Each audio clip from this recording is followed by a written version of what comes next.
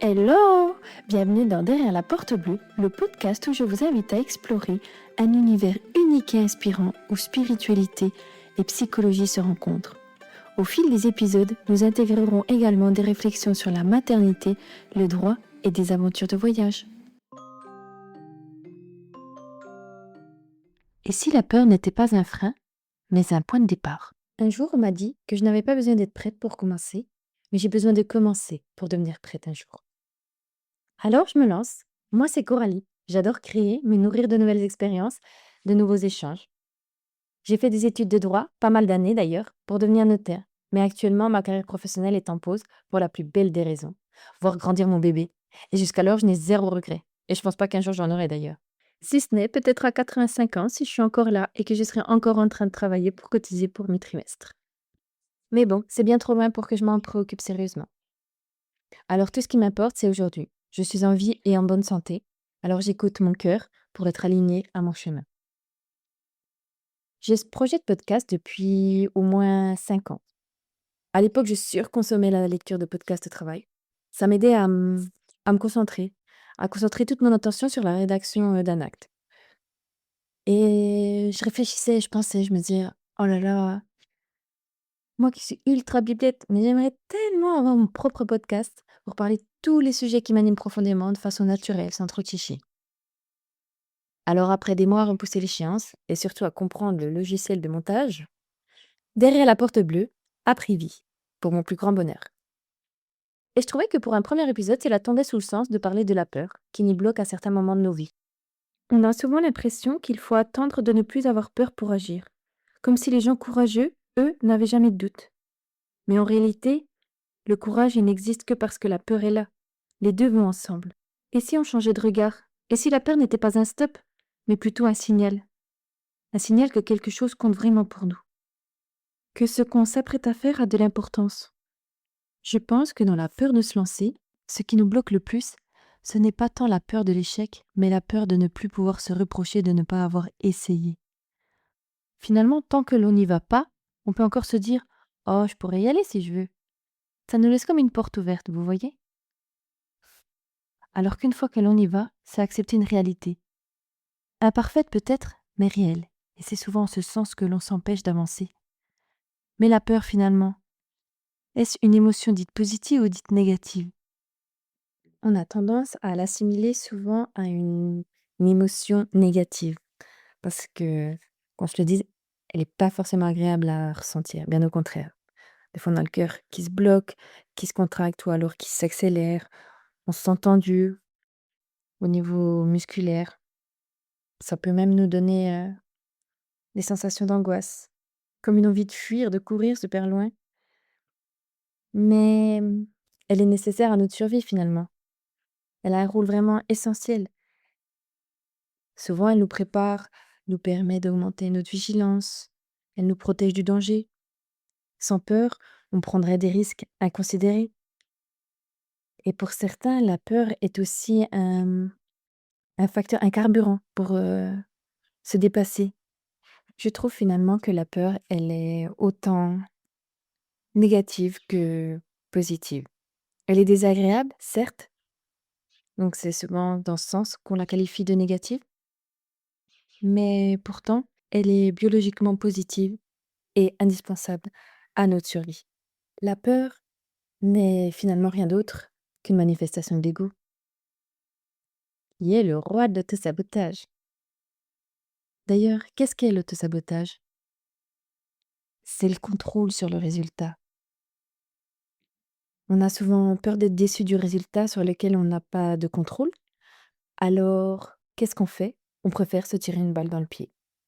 Par exemple, foutre en l'air une relation par peur d'être rejeté, abandonner un projet avant la fin par peur que ce soit un échec, ne pas se rendre à un entretien par peur de ne pas être choisi, quitter quelqu'un par peur d'être quitté. Cela peut être plus ou moins conscient. Nos insécurités peuvent parfois nous pousser à avoir besoin de contrôler les choses pour nous rassurer. Mais ce sont des stratégies de non-évitement qui peuvent nous faire passer à côté de notre vie. L'amour de notre vie, le job de notre rêve, des projets incroyables. Alors, si on prenait le risque de réussir? Je vous invite à, si vous le souhaitez, me faire part en commentaire de votre plus grande peur qui vous bloque ou qui vous a bloqué.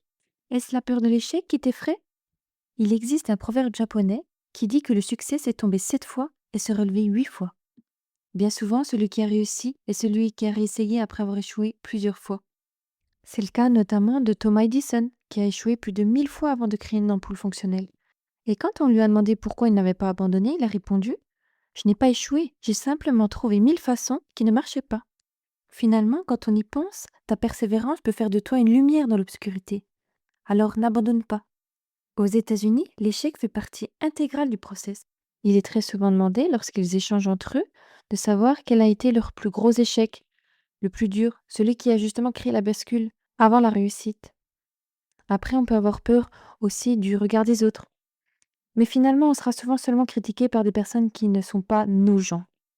Dans le sens où ce ne sont pas des personnes qui vibrent sur la même fréquence que nous. Ou alors qui projettent leur propre peur ou leur propre frustration sur nous, comme un effet miroir. Car eux sont encore bloqués dans la peur ou la flemme ou que sais-je. Alors ça vient les irriter à l'intérieur d'eux. Donc, ils critiquent. Ceux qui essayent, en revanche, seront les premiers à vous soutenir et à vous célébrer. Alors essayez de ne pas vous laisser abîmer par ces personnes qui tentent de vous critiquer, de vous rabaisser ou de vous éteindre. Et si aujourd'hui vous vous sentez perdu et que vous ne savez pas quoi faire pour autant, que vous êtes dans une sorte de brouillard mental, alors laissez-vous le temps de ralentir, peut-être même de vous réparer, pour ensuite avoir plus de clarté. Et quand ce sera le moment, les idées, la motivation et même l'élan reviendront au moment opportun. Maman Minette me répétait sans cesse: aie confiance en la Providence. Et plus j'avance dans la vie, plus je souris à cette phrase. Et je sais qu'au fond, elle avait raison. Mais on ne va pas se mentir, lorsque l'on est impatient de nature et dans une situation inconfortable, on a juste envie d'avoir des réponses tout de suite. Par exemple, me concernant, je me pose encore énormément de questions à propos de mon avenir professionnel. D'ailleurs, à ce sujet, le jour où j'ai commencé à écrire le script de cet épisode, j'ai vu pour la première fois depuis notre aménagement ici, dans notre nouvelle ville, une annonce d'emploi dans mon domaine. Et au début, je me suis dit, «Ah, est-ce que c'est un signe ou plutôt un test de l'univers?» Au départ, je me suis dit: «C'est peut-être un signe, ça fait des mois que tu regardes, tu n'en vois pas et là, tu vois cette offre d'emploi, peut-être, ce serait intéressant d'y répondre». Et puis j'étais toute verrouillée à l'intérieur, de mon corps.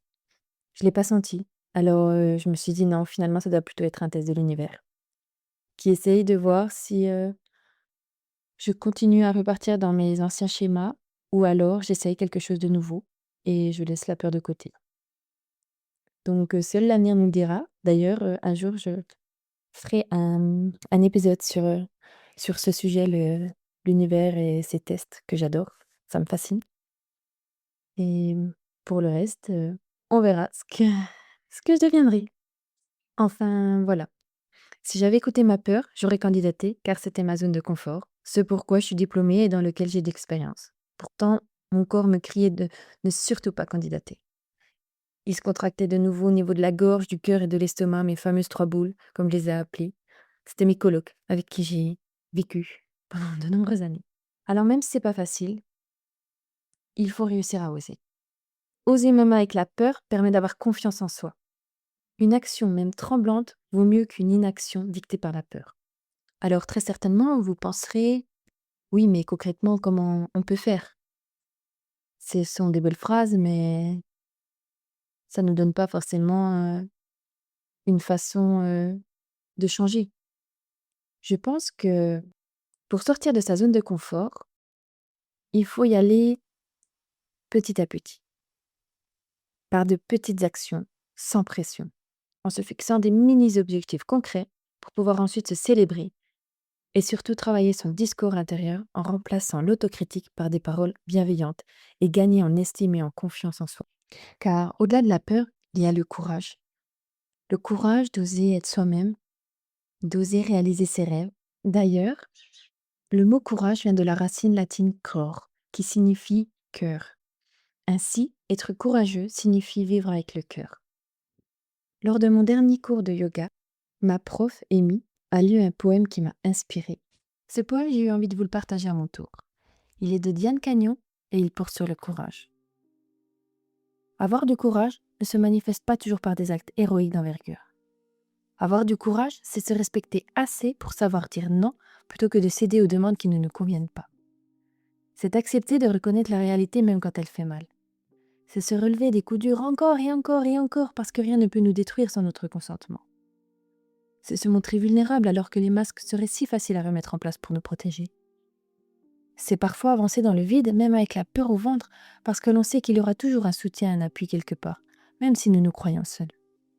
Le courage fait toujours équipe avec la peur, parce que l'un n'existe pas sans l'autre. Faire preuve de courage, c'est accepter d'être imparfait et s'aimer quand même. Parce que le courage est l'une des plus grandes preuves d'amour envers soi-même. Voilà, j'espère que ce poème vous aura plu autant qu'à moi. Alors, si on choisissait le bonheur plutôt que la peur, peut-être que ce podcast tombera à un moment opportun où vous avez besoin d'un signe pour vous lancer ou débloquer une situation, une peur. Si c'est le cas, osez. Osez briller, osez être vous-même, osez réaliser tous vos rêves, même les plus insignifiants et encore plus les plus fous. Je suis très heureuse d'avoir terminé ce premier épisode qui, je l'espère, sera le premier d'une très longue série. Je te remercie infiniment d'avoir écouté ce premier épisode et si ça t'a parlé, n'hésite pas à revenir pour les prochains. Mais surtout, rappelle-toi, tu n'as pas besoin d'attendre que la peur disparaisse pour te lancer, tu peux avancer avec elle. On se dit à dans 2 semaines pour un prochain épisode. À bientôt! Si cet épisode vous a plu, n'hésitez pas à interagir en likant ou alors en commentant pour que l'on puisse échanger. Et si vous souhaitez être averti de la sortie du prochain épisode, n'hésitez pas à vous abonner. Un petit clic peut paraître insignifiant, mais cela peut faire toute la différence pour le podcast. Alors je vous en remercie infiniment. Et je vous dis à tout bientôt. Prenez bien soin de vous.